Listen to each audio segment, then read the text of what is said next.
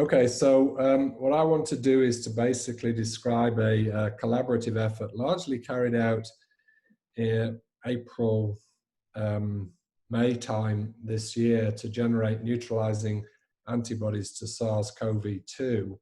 And I'm going to stress a couple of aspects of this. One is the speed of doing the whole thing, which is kind of important in the context of pandemic preparedness.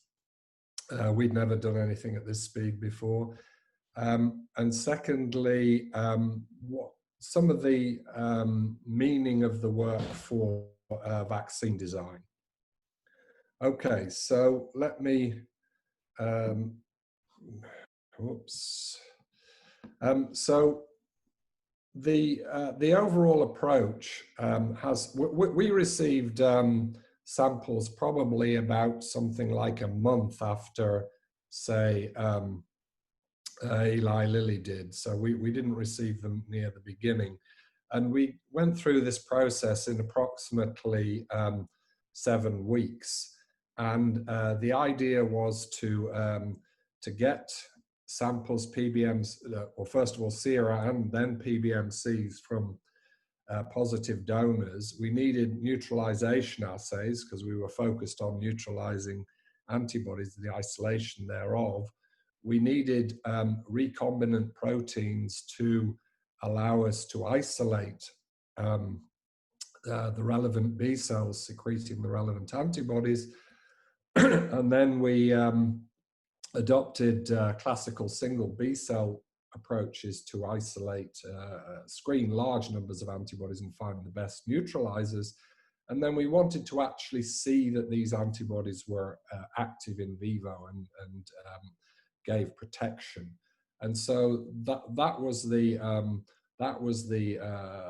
are the key components and required different expertises and assays and so on. And in order to get things, I'm not going to go through this in detail. It's actually in the Science paper that we published, I think, in around June time. In order to get there quickly, we had to set up several things in parallel, which we did. So the Newt assays and the proteins were isolated. We worked on the model in advance. And the actual antibody isolation of the PBMCs didn't take very long at all. From the PBMCs, didn't take very long at all, about 10 days or so. So you can compress all of this into a pretty short time scale. So we had a number of different participants, patients that showed up with COVID infection at UCSD, and Tom Rogers and Davey Smith worked on these donors. Just for the sake of completeness, there was about a half male female. The disease severity varied a fair deal. There was one critical patient who survived. They all survived. And we worked with these donors. And that's what I'm going to show you now in terms, first of all, of plasma binding, ELISA binding to SARS-CoV-2. And we also, from the beginning, threw in SARS-CoV, which we term CoV-1, just to make it abundantly clear. And what we saw is what's now fairly clear from a number of studies, is that we got very variable levels of antibody binding to the S protein from CoV-2, and a great deal of binding also to CoV-1, but again, huge variations in titers from very low indeed to quite high. If we looked at binding to the RBD, given that, and I'll show a little bit more of this in a second, although I think people are pretty familiar with it, then now we saw reasonable binding, ELISA binding to CoV-2, but CoV-1 now, the binding was much, much less to RBD. We needed neutralization assays, and these were set up by Deli Huang in David Namazi's lab, and he developed a HeLa ACE2 cell line for Newt assays. We used that with pseudovirus and live replicating virus. And we actually observed a pretty good correlation in our assays, at least between live virus and pseudovirus, you can see here. And we also now and again would check the HeLa ACE2 against more often used Vero E6 cell line, and there was pretty good correspondence. Vero E6 is less infectable in our hands at least, and it gives much lower titers, and the ACE2, the HeLa cell line gave us higher titers and was more high throughput, and so we tended to use that. And we tended to use pseudovirus rather than live replicating, referring back now and again, simply because we could do it in BSL2 and again do much higher throughput. So if we now looked at our donors in terms of neutralization, then again we see a huge variation. These are the 3 donors that we'll focus on for monoclonal antibody isolation. You'll see a fair significant fraction of donors make very poor neutralizing antibody responses. This is sometimes and has been associated with reinfection or concerns about vaccines. Can they induce neutralizing antibodies in larger numbers of folks? I would just point to the fact that, you know, that natural infection vaccination does not need to, in fact, often does not necessarily mimic natural infection. And there are many cases, or a number of cases, where vaccination can do a lot better than natural infection. HPV is an obvious example, tetanus, tetanus, and so on. So I wouldn't necessarily be over concerned about that, but it is a route for us, these donors, to isolating antibodies. In terms of neutralization, we see now much, much less cross-reactivity with CoV-1. We needed proteins to sort B cells, and we got these from Ian Wilson and from Reis Andrabi. And just to review, we used the 2P S protein initially from Jason McClellan, and just to review that, the RBD can either be in the up or down conformations. In the down conformation, it's not readily accessible to ACE2. We suspect that the RBD is in good shape, the S protein not so much. The ACE2, the RBD domain exposes the ACE2 site here, and a deal of it is inaccessible on the S protein. So just to very quickly summarize what came out of the B cell sorting from these donors, we expressed something like 2,000 antibodies. About roughly something like a half of those could then be shown to be strongly reactive with CoV-S from SARS-CoV-2. A fraction of those were RBD directed.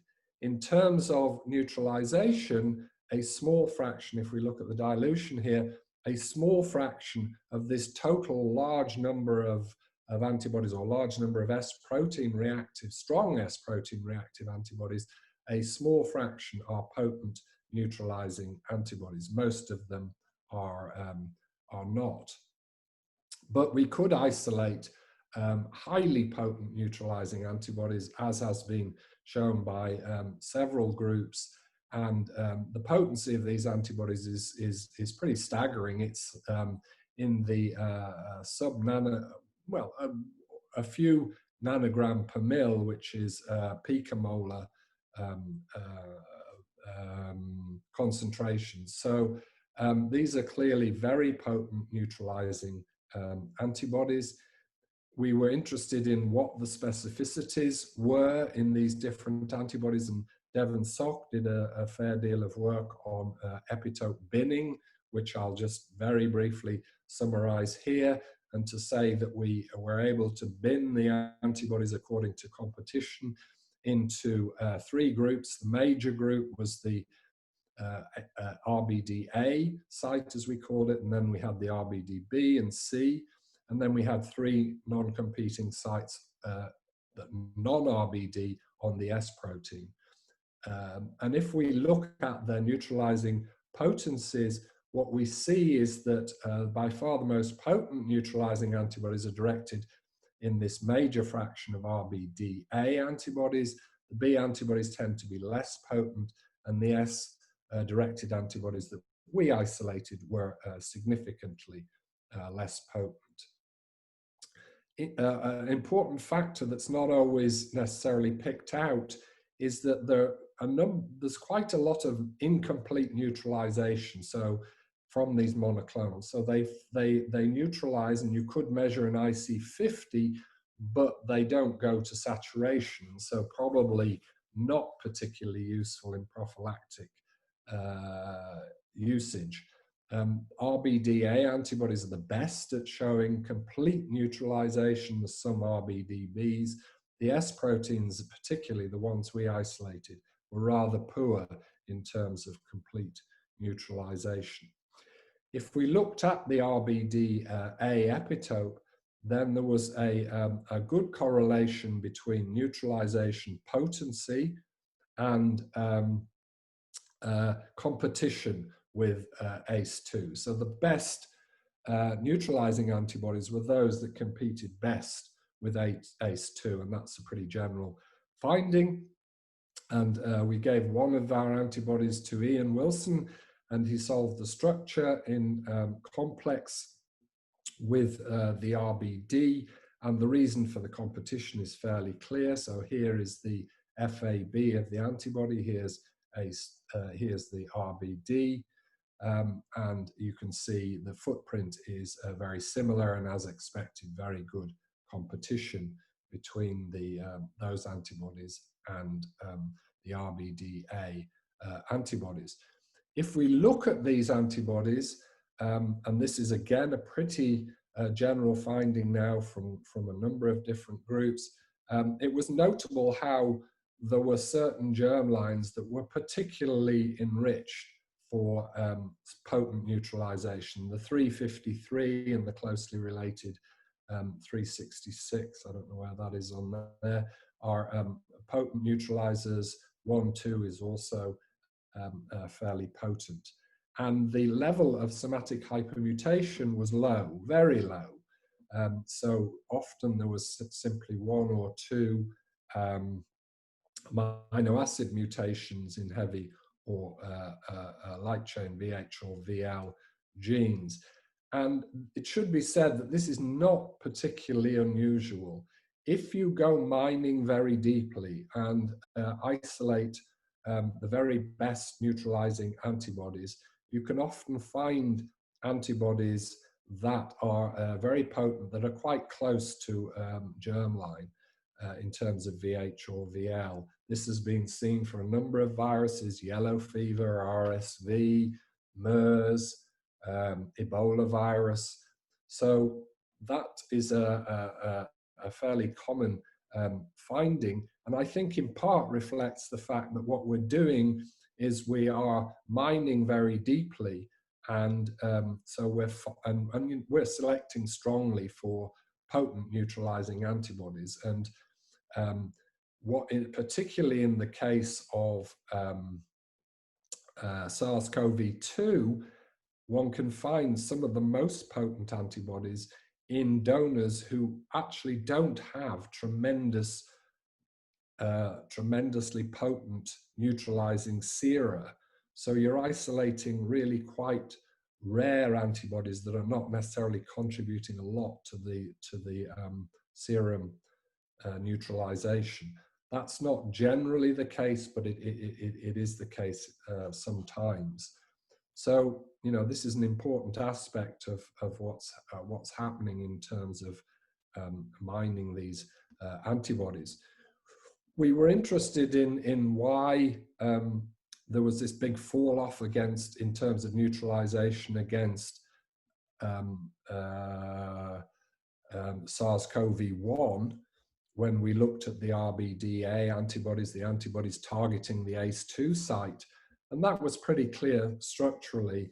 If one looked at the footprint on ACE2, there on the RBD, then there's a lot of differences between SARS-1 and 2 in terms of their ACE2 footprint. And so the RBD-A site is probably not a good site to go after if you're looking to induce antibodies that are cross-reactive between different SARS viruses. The RBD-B site seems to be a much better target. And there's an amount of, we and others have done an amount of work on that, and that certainly seems to be the case. And there's great interest in that from a vaccine standpoint, in that if you can induce potent neutralizing antibodies against CoV-1 and 2, then maybe they'll also be effective, at least to some degree, against some new emerging SARS virus, CoV-3 or 4. So there is interest from a pandemic potential in having such cross-reactive antibodies, or broadly neutralizing, if you like, available. So we were now interested, having got these potent antibodies, in seeing how they performed in vivo, and we chose the Syrian hamster model, and we looked at two antibodies. One was potently neutralizing, the other RBD-A, and the other was rather weakly neutralizing against the S protein. And we gave the antibodies before, the virus intraperitoneally and the virus intranasally, and we did it with different doses. So the wide variation in the amount of antibody given. And we looked at weight loss, and then on day 5, we sacrificed and looked at viral loads in lungs. And if we look at weight loss, then what we clearly see is, here's the controls, considerable weight loss on day 5. By day 5, higher antibody doses, we prevent that weight loss, titrates down. Low antibody doses, you still see the weight loss. In terms of lung viral titers, controls are high. The high antibody concentration doses prevent high titers in the lungs, less so in the lower doses. There's not a perfect correlation between these viral titers and weight loss, but you can see the trending is similar. So what I think we're reasonably can say that in this animal model, this neutralizing antibody is protective. The S protein antibody, the weakly neutralizing antibody, was not protective. Now, if we looked at the amount of antibody that was protective, it was high. And so the doses were high, the titers were actually, in order to have complete protection, we had serum neutralizing antibody titers about 1,000-fold, 3 orders of magnitude higher than the IC50s that we'd measured in pseudovirus assays. And just to say that this is not an unusual phenomenon. It's fairly often seen when you ask neutralizing antibodies alone in a passive antibody environment to completely protect, to provide essentially sterilizing immunity against viruses. This is also seen in a recent paper from HVTN and NIH, John Mascola. We see similar effects if we look in detail at many different SHIV HIV studies in monkeys. You see for complete protection titers that are getting up to the thousands, ID50s in the around about 1,000. So it's a pretty normal phenomenon, and titers much lower may well operate in vaccine contexts when you also have T-cell immunity, one hopes at least.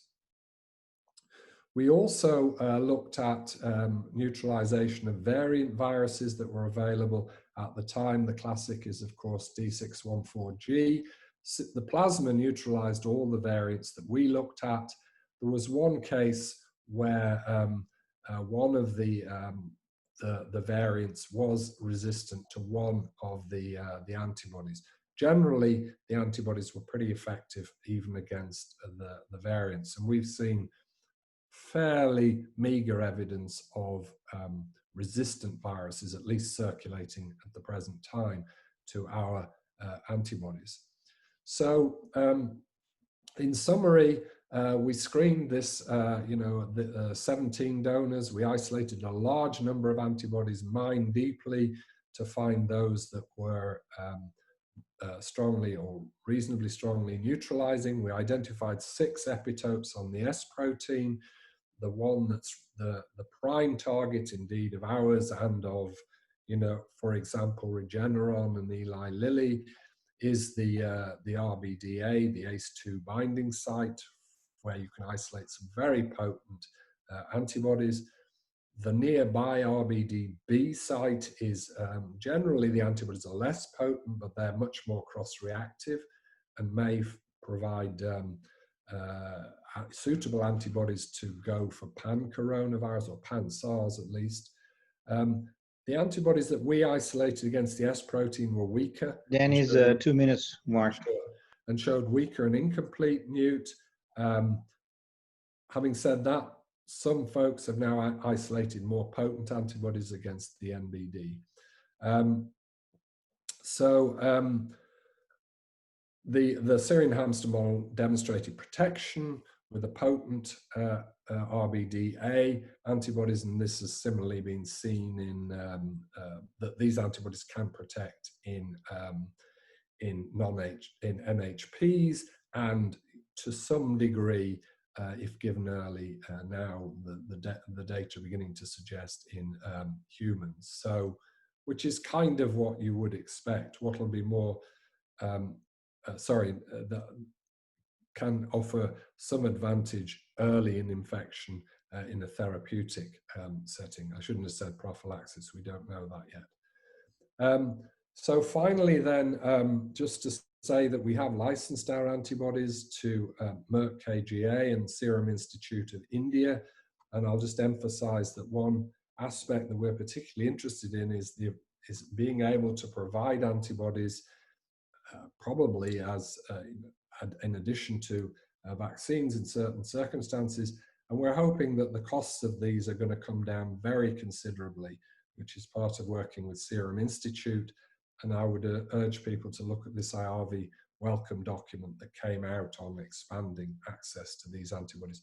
Very quickly, a massive collaboration between UCSD, IAVI, and Scripps.